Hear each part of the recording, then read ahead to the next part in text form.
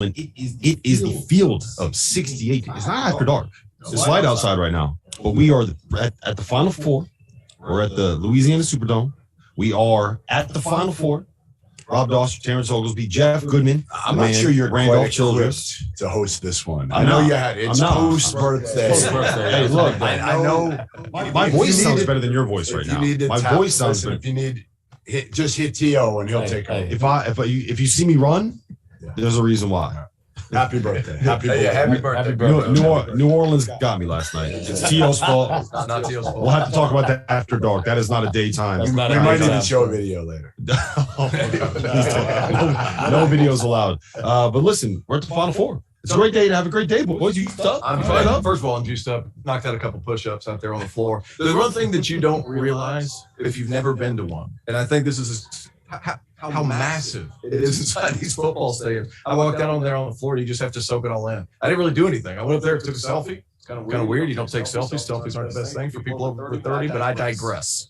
It's an unbelievable atmosphere. The attention, even in the workroom for the media, is palpable. People are excited. It's the first time in years we've been here. I feel like we're walking down the street. We're walking down the street, and it's just people going Tar Heels. We have people walking down the street yelling at Duke fans. We saw a Duke fan and a North Carolina fan walking down the street next to each other, very obviously friends. Not sure how that works. What's wrong with that? What are you doing right now? You can't be friends with him today. I saw the Duke bus go down the road, and people were booing them on the way in. It's here. It's finally here. We're back to normal. It's going to be an unbelievable show. There's so much going on. I feel like I just went on a Jump Fanta rant. I'm okay with that. Listen, I mean, again, I've been to a lot of these, but like you said, it's been a couple years. Last year, it wasn't the same. I was there when Baylor won it all. You know, again, like the game wasn't great. Number one. And to be honest, you just didn't have that juice, that atmosphere, the fans, the buses, like the cheerleaders, like everywhere you walk today, you felt it, and that's the biggest thing. I mean, we're only we're less. We're about 80 minutes away from the tip. Yeah, I mean, and again, the first one is the undercard, and it's freaking Villanova-Kansas. That's the undercard tonight. That's the story.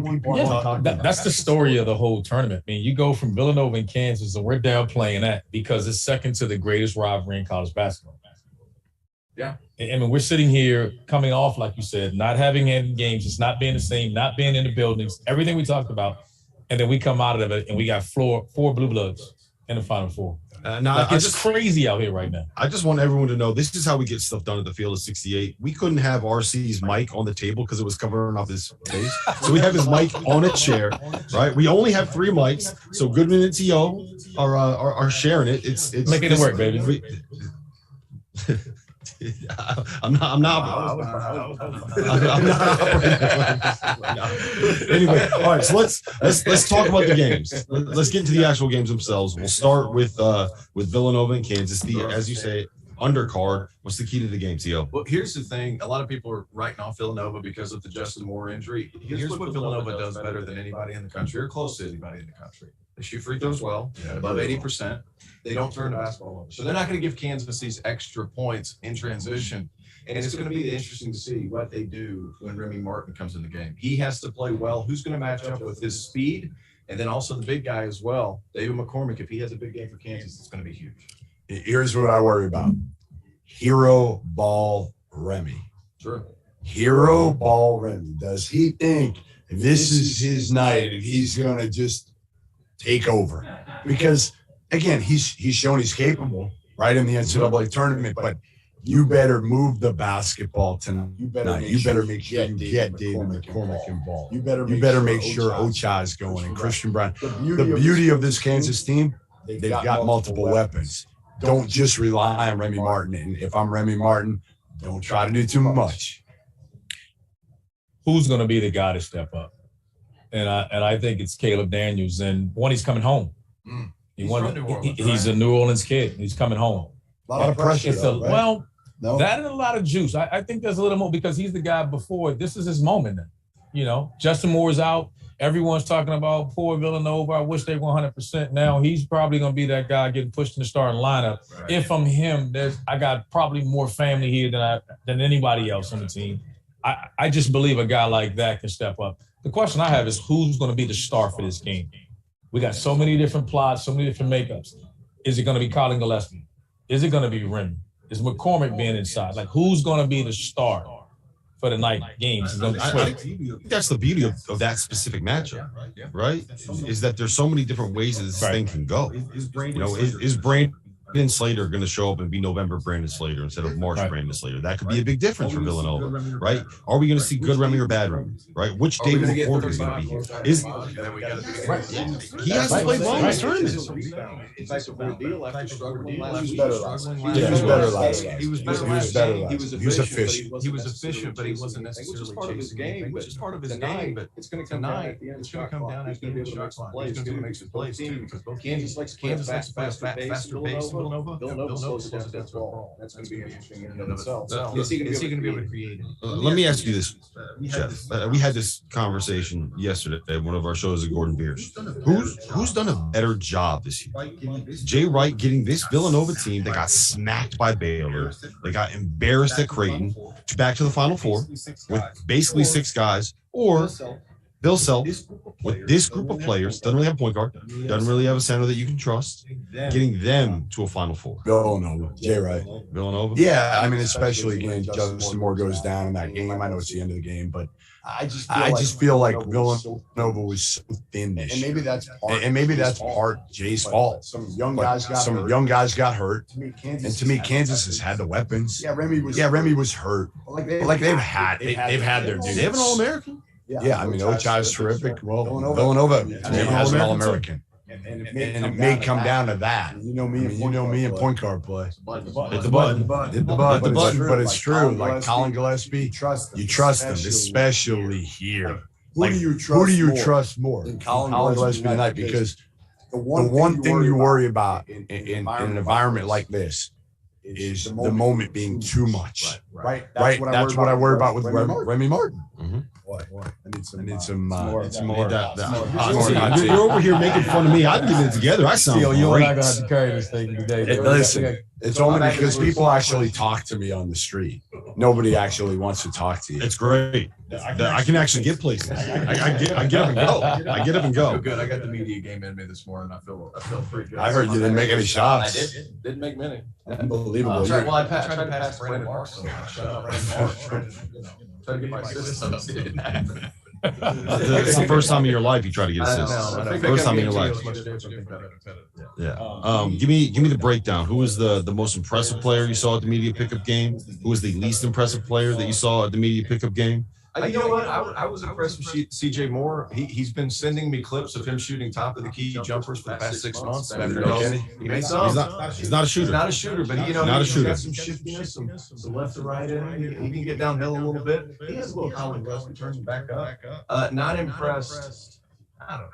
I mean, it was. Norlander didn't impress. Norlander, he's a good pickup player. Jump shots a little unorthodox. We'll say that. But that's a kind way to say it. He's got an unorthodox jumper. Yeah, I did not make it to the media pickup game today. You didn't make it. Did not make it to the media pickup game. RC, you barely made it to your bed.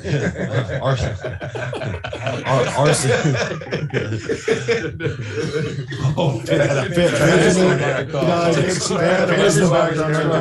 Somebody might have to give him the Hamlet. Everybody's struggling. Oh man! All right, so RC, let me ask you this then: if you are Bill Self, what are you doing to slow down Colin Gillespie? Because he becomes a focal point. You don't have Justin Moore. Colin Gillespie is the guy. What are you doing to slow him down? How are you keeping him from getting into that post-up game? What are you doing? I'm going to attack him on the defensive end. I think they're one of the teams that where's the matchup? They can't hide him defensively.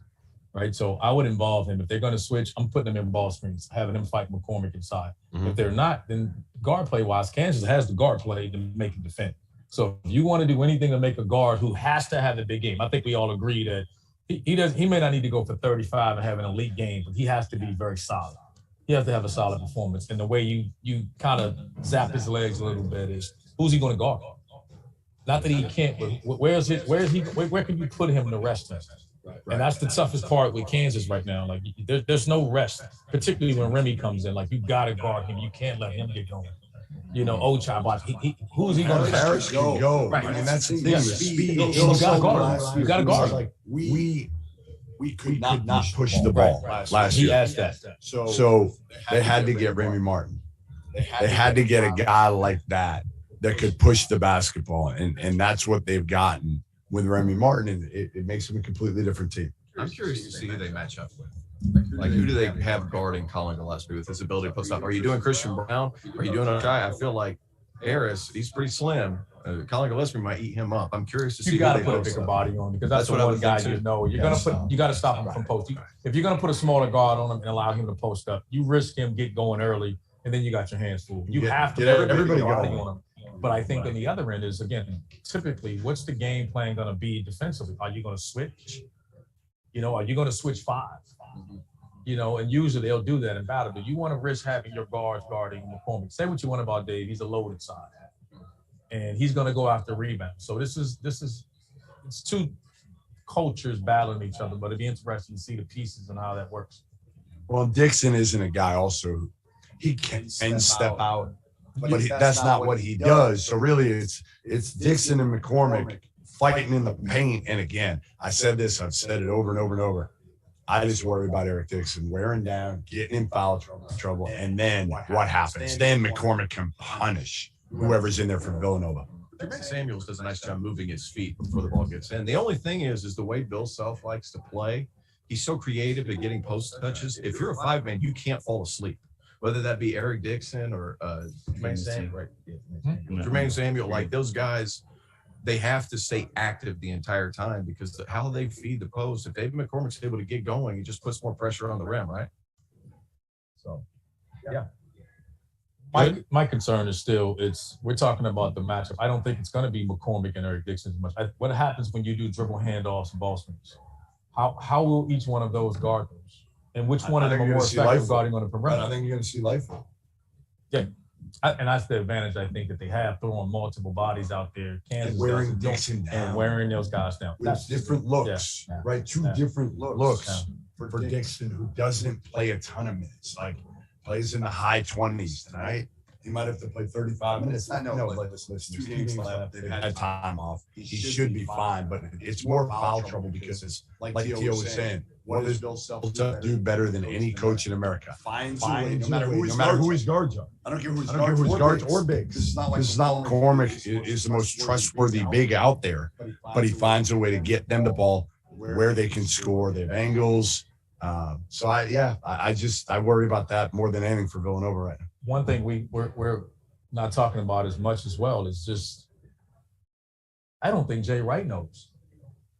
Let's think about it. These guys didn't play. Right. The bench didn't. There was no bench. They just played these guys. Now, Caleb Daniels is going to start. So who's from the bench? Someone from this bench is going to play that have not played. So no one knows. Who do you trust? Like Jay doesn't trust them. Obviously, we're not talking about we're giving a guy 10 minutes and he go 15 or 20 minutes he can go to 40. We're talking about guys that have not played. And then you're in a Final Four game against Kansas. The guy that you could see step up. Could. I mean, he hasn't done it. He struggled with injuries. He's getting a little older now, but he's a former McDonald's All-American. I mean, talent's there, but Brian Antoine. The confidence isn't there. That's what's not there. But this could be, if he hits his first one, that would be big. Those shoulders will just let go. Yeah. And then maybe he gets into his groove. That first shot for him is going to be massive. Arcidiacono, I don't know that he has the ability to do that. Antoine has it. If he just hits that first shot, it's so important. Yeah, I mean, imagine if he does. Imagine that storyline. Brian Antoine, everything that he's been through, finally gets his chance in the Final Four, comes out and has I just don't see it. I see Jay Wright going again. If Dixon doesn't get foul trouble, 5 guys, 35 plus minutes. Obviously, Arcidiacono is going to get a few, right? Antoine might get a few, but he's not playing them long minutes. The biggest, I've said this over and over again, the biggest issue with not having Justin Moore is the inability to go to that small lineup. That inability to have Jermaine Samuels at the 5 and create that mismatch, right? Because Villanova, their entire system is built on the idea that they can win those mismatches, right? They're going to put a small guy on your big guy, and they're going to say, we're going to have more success scoring than you are trying to overpower our big guy in the paint. So that is my biggest concern. Are we giving them a chance? Like, yes, Villanova has a chance. Yes, absolutely. No doubt. Here's how much of a chance? Here's why. Like what has to happen? They got to make on them 12. They got to make like 12 threes. I don't think it has to be that much. If the game is played in the 50s, right? If the game is played in the 50s and it's ugly, they don't make mistakes. They don't turn the ball over. They don't give up offensive rebounds. They don't miss free throws, right? They do all of those things. They keep it at their tempo. They don't let Kansas get out in transition. They score in the 50s. It's going to be a 1 or 2 possession game down the stretch, and all you need is Colin Gillespie or Brandon Slater, a couple guys to make 2 big shots in the final minute. All you need. That's absolutely right. Just give yourself a chance in the last 3, right? If you keep it close for those for the first 37 minutes, and those last 3, you're able to hang in there, you can hit a shot. So here's my other question. Do we want Villanova to win in a way? Like you do, but then you worry about could they be overwhelming? Do we want to see a Duke-Kansas matchup in a championship game? Because that gives you the 2 heaviest hitters. Again, not that you don't have 2 other heavy hitters. They're really good, but Carolina's, and we'll get to it, they've shown they're up and down this year. Villanova's not at 100%. You worry a little bit. Like I think most people that are objective, that are neutral, are looking at this saying, hey, we want a Duke-Kansas championship game Monday night. Listen, one thing about this season, this has been anything other than normal with the upsets and everything that's going on. I mean, none of us would have sat here at the beginning of the year and just said, hey, these were good teams, but not in our wildest dreams, the way the tournament started, that we think the 4 Blue Bloods would be here. It was just anything was possible. Yep, that's right. And now we're here. Think about January. It's a good story either way. I mean, every team has a story, and honestly, I'm conflicted because my daughter's watching. She's a KU grad, and then I've known Justin Moore since he was young, and I just feel so bad with him. I think it'd be a great story for them. I mean, you can look at everyone across the board, from Hubert to Kay. There's a ton of different stories, but I think we're all. It's favorites probably today's game is probably KU and Duke. I think I'm more excited for this Final Four and for these games than I've been for any Final Four that I can remember. Normally, it's a drag. We talk about this all the time, Goodman.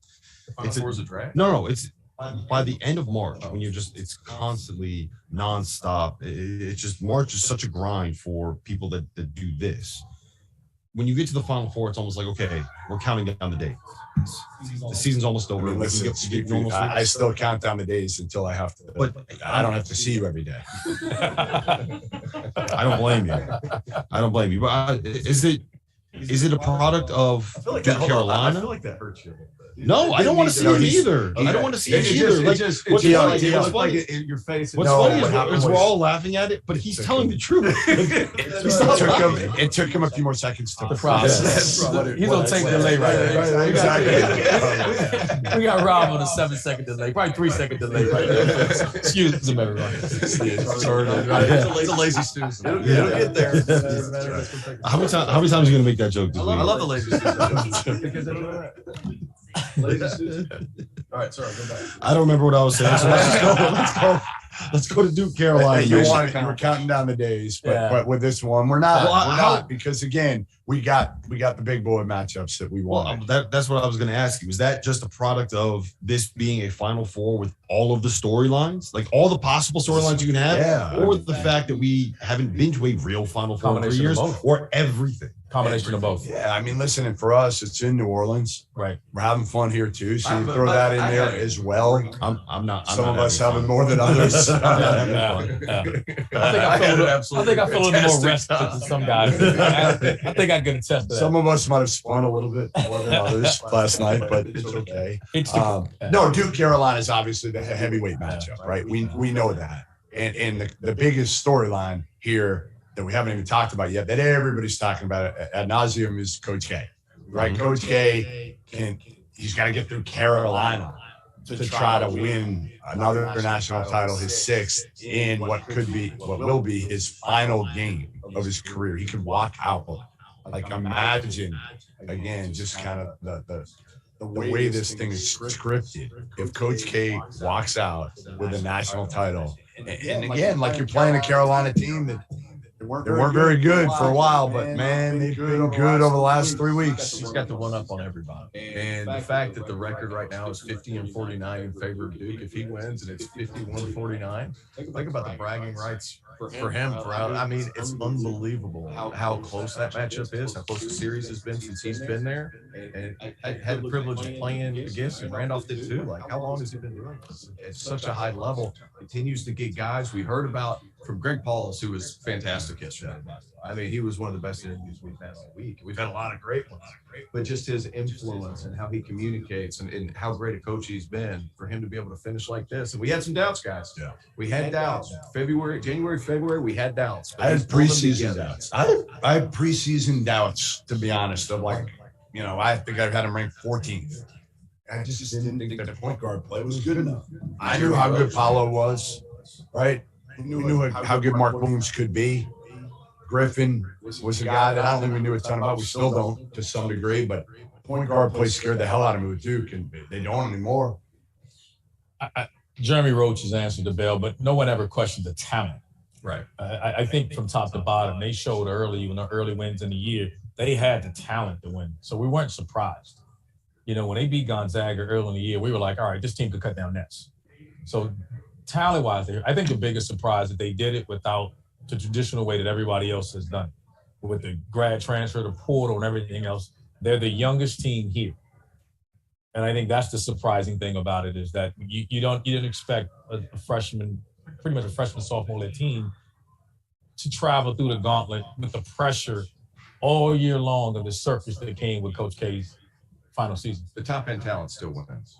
In the end, it does. It prevails. Top end talent still wins. It prevails. And a lot of people going into this season, and I'm just going to bring up something small, and it might be small, it might not be small, but the addition of Theo John being a grad transfer and another older guy that's going to give you good minutes and just provide some toughness to where, like, hey, some of these young guys are getting picked on a little bit. I'm going to go in there and be the bad guy.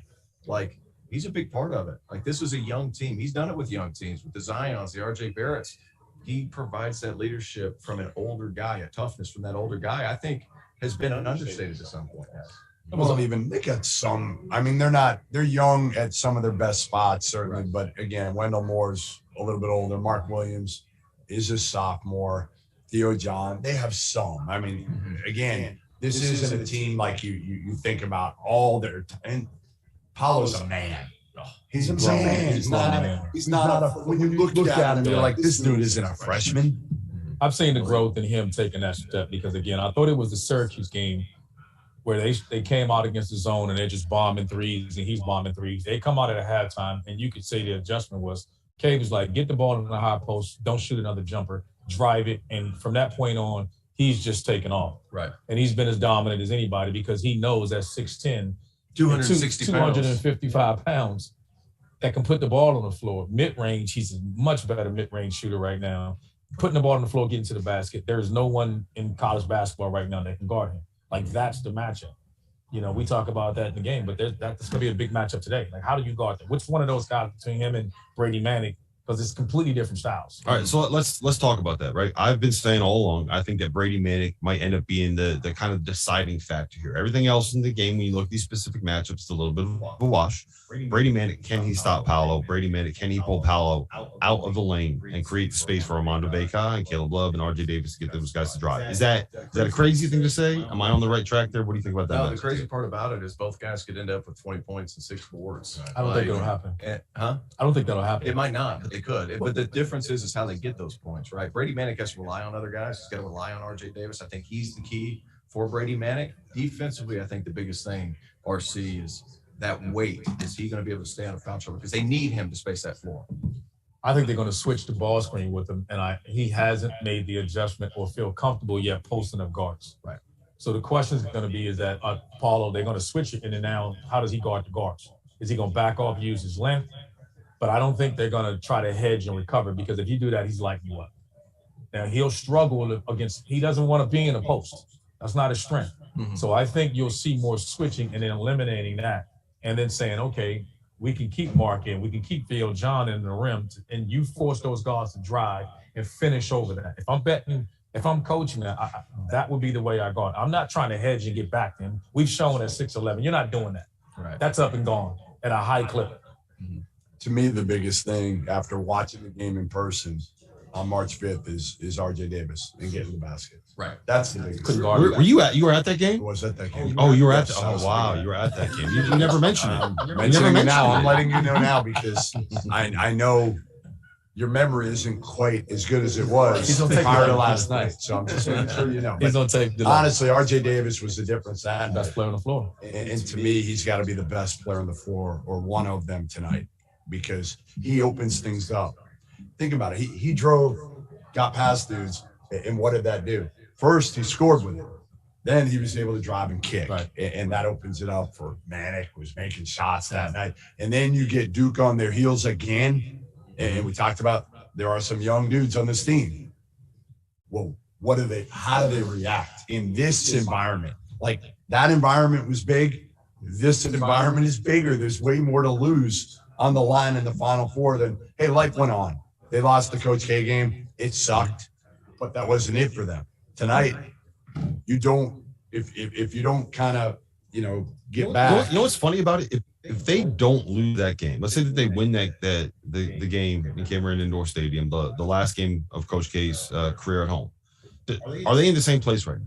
Because I feel like that's a motivating factor for them. They got embarrassed. They got humiliated on their home court in the one game that you cannot lose, right? And I feel like we're seeing that come out a little bit. I feel like that helped them, big picture. It didn't cost them anything other than that embarrassment. These guys could talk about this a little bit. Like how much is the mental aspect and the ebbs and flows and the ups and downs as you're going through maybe, you're not making shots or you're losing because you could see it right now, right? Duke didn't have the confidence a few weeks ago. Now they got that swagger back. Carolina obviously didn't have it for a lot of the season. Now they absolutely have it.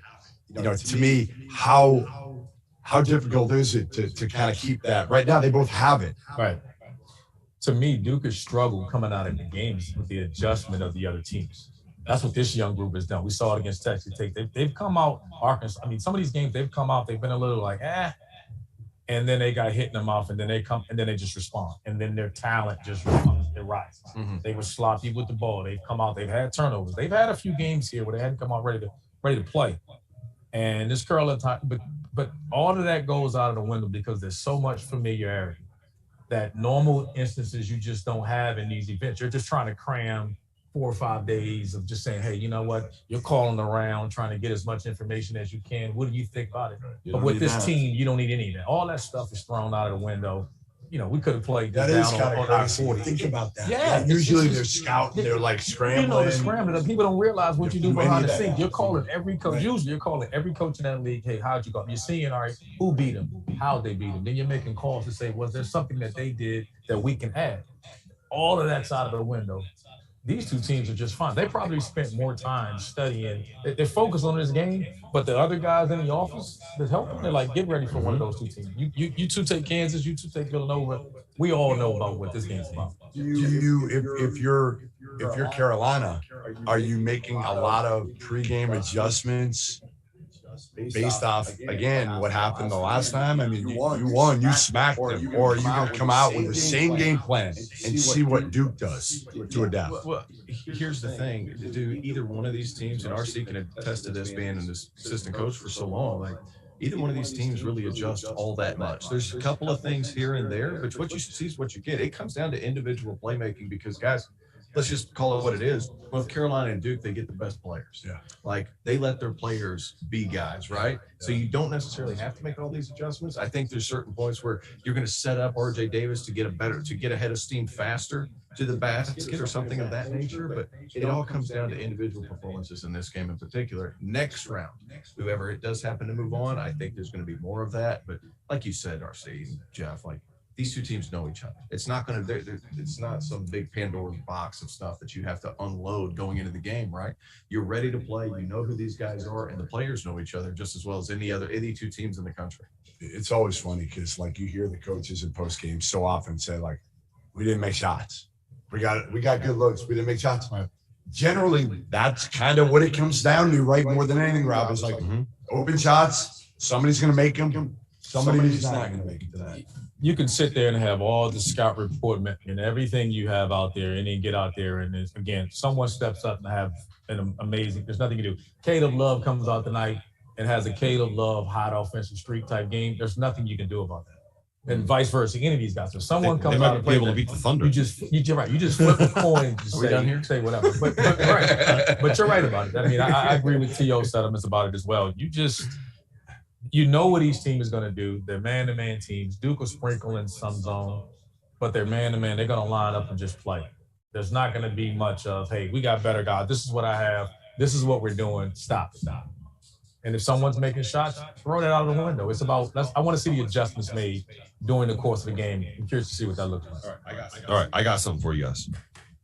So there are 6 times in Coach K's career where he has lost to a team that is seeded 8 or lower. North Carolina would be the 7th time if they lose. Can you name those 6? Producer Greg Waddell has them. Absolutely. I don't know the answer. I know 3. ECU, the 11 seed. I mean, Lehigh with CJ McCollum.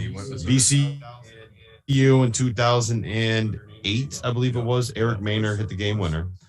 Mercer, the Jabari Parker year when the kid was dancing afterwards. I got nothing out. Those are the 3 that I have. Providence in 1997. Eastern Michigan 1996. That was a good team. Boston College in 1985. I never would have gotten those. That was Don Abrams and all those guys. Really Curly, that group. Yeah, I never. I sit back and think about this. It's just crazy. Like K's been on the sidelines so long. He was there when I was a player and my son. Like, it's just ridiculous. Coach K's like LeBron. Right. Does that make you feel old, RC? Yeah, man, it's ridiculous. Are you guys a believer at all in if this game is close, K's going to get the whistle? Or am I just making something out of nothing there? I just feel like at the end of the game, you're staring down at that dude, and you're looking over at Hubert, who's a rookie who hasn't built up any equity with these officials yet. And who are you going to give the calls to? It's a hard choice if you're a referee. No, it's not. It's never been. Come on, man. You've been in Cameron. RC, I want to know who you're rooting for tonight. Tie. Carolina or Duke? Who do you want to win? They can't both lose. They can't both lose. Yeah, I want to know. What will make you less sad? I could care less who wins this game. No, I mean, from a storyline, I'm torn. And it's not about the players in a program. It's both coaches. I'm really happy if Hubert does it because it would be great for him. And again, his turnaround and him getting this job, it's where he's played. He's been there. And he's been handed the people take for granted. Luckily, you're lucky to follow one great coach. I mean, let's be honest. I mean, it's fair to say Roy and Coach Dean Smith are 2 of the top, 10 of all time, right? That's fair to say. Yes. And this is the next. Nobody wanted to follow. You want the job, but you don't want to follow those guys. Yeah. And he's done that. And then to be here in his first year, is absolutely phenomenal with the way that they started. And then so impressive. It's just been listening to him the other day. Oh, he was great. I don't really know Hubert. In fact, I'll say this: I probably walked past Hubert 100 times over the course of my life, whether it's wherever it is, AU events or anything. And usually, Hubert will walk past, and have his head down. And I'm like, man, this dude hates me. What did I do wrong? And I don't think it's that. I just think he's just a different guy. Yeah, I don't think Hubert likes the attention. But now I talked to Steve Kirshner about their SID the other day, and he said, like, at Carolina, they know their rules from the dean years.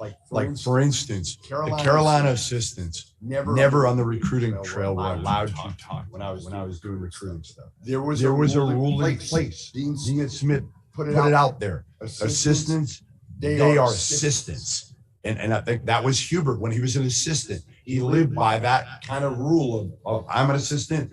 Right now, Roy's the head coach. It's about him. It's about the players. Well, now he's the head coach. And you see that personality come out. And he was, I'm telling you, Bill Self's elite level in terms of with the media. Jay Wright is elite level when it comes to the media. Coach K is maybe not elite level, but he's pretty good. Hubert Davis was better than all of them the other day. I think he's more comfortable, and again, I've known him since he was at Lake Braddock, but I can assure you, I had the next game after that Wake Forest and Miami game when they got beat by a total, I think 50. Even then, he was a little bit more reserved. I'm at the practice before the game, just watching them, and there was still a calm about what they were doing. But again, that was the way he handled even in that adverse time when everything around him was crazy. He was just as calm, and as he always says, he relies on his faith. That's what he came out with. His faith and his belief in Christ was just like, hey, we're going to weather this. And I can assure you back then, you had people, which Shimon alluded to yesterday on the show. You had Carolina, and I spoke to quite a few of them. There were quite a few former Tar Heel family guys that were like, hey, this, I don't know. And then I heard from several, and then he stayed the course, and then look at where he is now. Because he said he was like, I didn't feel any pressure to do this, and he made a great point. He said, listen, it's early in the year, we're gonna change, hopefully get better, but you don't know. Right. And again, they got better and they got tougher. Mm-hmm. They really got tougher, and Thanks to you. No, but they did. They got tougher. Did you ever say you're welcome, Carolina? Yeah. They should be thanking you right now. They should be buying us drinks on Bourbon Street. All right, Carolina, you should thank me for where you are right now. Armando Bacot actually thanked you, though. Actually, were you in the press conference when he called you out? You asked that question, right? Talk me through that moment, because that was one, hilarious, but two, I think it kind of showed a little bit. He said, "Listen," right when I got the microphone, you could see he just started smiling. He was like, "I can't wait for this," because I hadn't seen him. Well, I saw him on March 5th, but the story for me after that game, I wasn't going to see Carolina. Mm-hmm. That was irrelevant that night. Mm-hmm. It was all about Coach K losing his final home game, so I never even saw him. So literally, I get the microphone, and he's just salivating. You can see it. Like, all right, finally, I get to show this dude that he was wrong. And he said, some people, I think I used the word, some people called you soft earlier in the year. I should have just said it was me, whatever, but it wasn't just me. And he said, yeah, you did. And you pissed us off. And we wanted to show you. Yeah. And we did. And again, I said, listen, for better or worse, I'll take the accountability for it. But it was true. It was true. Exactly. And then the biggest thing to me, the Armando thing was funny because he handled it so well. Like some guys would have been really mean-spirited how they went about it. And I've known Armando for a few years, and he follows me on Twitter, so I'm sure he saw some of the things that I'd said about him. But the bigger thing was after after Hubert went, he called me over. Hubert finishes his, like I said, I don't really know Hubert like that. Right. And he calls me over and he's like, thank you. And I'm like, thank you. Who's Armando or no, Hubert? Hubert said, thank you. I thought he was going to come over and light my ass up because you guys know I questioned whether he was the guy. It was the truth. You questioned he's the guy, but when you lose the way they lost, and it was not just over and over, they were losing by 20 points a night, and that's why it's because we took so much crap for saying those things. But again, when you have a guy like the issue wasn't the losses, man. The issue was they quit in those games. Yes, they were ass kickings. And let's just call it what it is. They were flat out ass kickings. And even within the Carolina family, there was concern. Now, did they turn it around?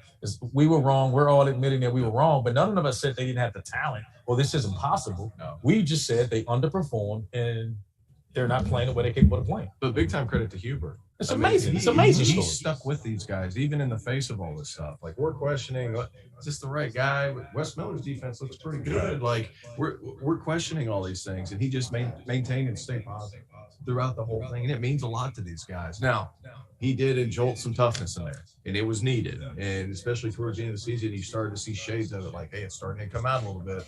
We're starting to compete a little bit harder. But he rode with those guys. He never downed anybody to the press. He was overly positive, almost to a point to where guys, it was head scratching. I was like, really? Are you really that happy with your guys? Are you really that proud? They're getting thumped by 30 to teams like Pitt that they shouldn't have. But they stuck with them, and he stayed with those guys. And now you're seeing the direct results of they're playing hard for it. Like, they are leaving everything out there. They got called out. Clicking. Listen, you guys know when you get called out like that. Right. Don't call yourself a pro and we're getting beat by 30. Right. So if you're as good as I think you are, and he showed them, he took the video and said, hey, this is what everybody thinks. He played it before the App State game. He told Sweeney yesterday. Mm-hmm. They played it. So, like, yeah, one thing is, he told me this. He said, you can tell your kids something over and over and over. He's got 3 kids. He said, but when somebody else tells those kids, they're going to listen, right? Like sometimes it's just you need another voice, and we were those voices, right? Other people, media, whoever it was, calling them soft. And again, I think you hear it enough, and you're like, even Brady Manick, right? Brady Manick was soft. You know what I was told? I was told that one of the biggest changes was when Dawson Garcia left and Brady Manick stepped into the starting lineup. He felt ownership over this team. It's difficult when you're a 5th-year transfer from Oklahoma going to a blue blood, like the program. It's North Carolina basketball. You're walking in and you're coming off the bench. Can you really cuss these guys out? Yeah, are you going to cuss out a guy that's projected to be a first-round pick? Are you going to be able to go to Armando Bacot and be like, man, you got to get your shit together. Not unless you're playing. You got to make this happen. So when he stepped into the starting lineup, he felt more ownership, and it was something where he didn't accept the losses. Yeah, give him a voice. A guy to look to. Mm-hmm. Well, because one of the things we said also in November when we saw them was they looked disinterested. They looked like they didn't even like playing with one another. Here's the quote. Here's the quote I got from an NBA guy. I hate watching them. Those are a bunch of selfish dudes out there, and they're not playing selfish anymore. They're not. And even Bacot said that. He questioned leadership at that point in time, which was a scary thing. You're sitting there with the experience that they have. This isn't a one and done group. When Armando started calling out leadership amongst the team, it was like, you guys got some experience here. You're not as young as Duke. And that's where Brady stepped up. And I think him getting in the starting lineup, and I've been impressed with him because teams, when he got inserted into the lineup, teams looked at him and they were attacking him. He was the point of attack defensively, like, hey, we're going to attack him. And he answered the bell and scored. Yeah, guys, we have 2 minutes before we have to end the show. I'm going to tap out. Oh, we're going to the bullpen. Finishing it out. Let's go. Give an actual host. Going to the bench. Oh my God! He doesn't get tired. Never. He's always ready. You have to drink like tea with your voice. I didn't even have Nothing. to. No, these pipes, no limits. Yes. All right, what time are we out? Let's go. When did I last see you? On the mic. I'm not. No comment. Okay, America. This is a national holiday on steroids. This is the day that college basketball has been in need of over the course of the last 3 years, because you think about it, it's been 3 years of time since we had a normal looking Final Four. This is better than normal looking. This is college basketball at its finest. This is big brands, coaching storylines that go beyond just Mike Krzyzewski. It's Hubert Davis's first ride. It's Jay Wright and Bill Self in another NCAA tournament matchup, and it comes at the Superdome. I expect tonight to be super in all fashions, and for college basketball, this is the type of Final Four that you hope for when the season starts. And we get that here this evening with storylines that go beyond just the 40 minutes that we'll watch these teams play tonight. All right, predictions. Let's go. We got about a minute. Let's do it. Let's do picks. I'm gonna go KU. Okay. KU and Duke. KU and Duke, with KU winning the whole thing? Is that what it is? No, I can't go that far. I love my daughter, but I'm gonna have to. If Duke makes it, You don't put me in that position. You don't have to do Monday yet. You don't have to do You know how it is with the daughters. I'm with you. Kansas, Duke. I hope we get that matchup because I think that's the one that just brings the most juice to the table Monday night. So I'm in for that one. I like Duke because I think their talent is overwhelming, and I think they're ready to play because of what happened in that last game. They've been wanting this for about a month now. It's going to be interesting to see. Kansas is going to win. Villanova too shorthanded. Duke over Kansas. Coach K walks off into the sunset. I'm not ready yet. No, I'm not there yet. You don't have to pick the national title team yet. Oh boy! So the whole panel picked Kansas and Duke. Yeah. You are Big East. You're a Big East guy, baby. I mean, you are. You're Big East Benny. Big East Benny. Big East Benny. What's that? That's just But I am picking Kansas to win the first Final Four game. Mike Krzyzewski's career ends tonight. Wow! Look at John. I am picking North Carolina to beat Duke. There's something about the matchup that Carolina, I can't describe it, I'm going with this Brady Manic love train, and I'm going with the Tar Heels. You do know that first game was,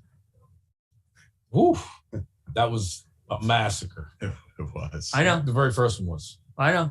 So which team of this game? Which team? Carolina's a different team from that first game That's too. absolutely true. Absolutely true. Still Carolina's a different team. motivated. Look, Duke. I'm doing it to be different, but do I believe that Carolina can beat Duke? Yes.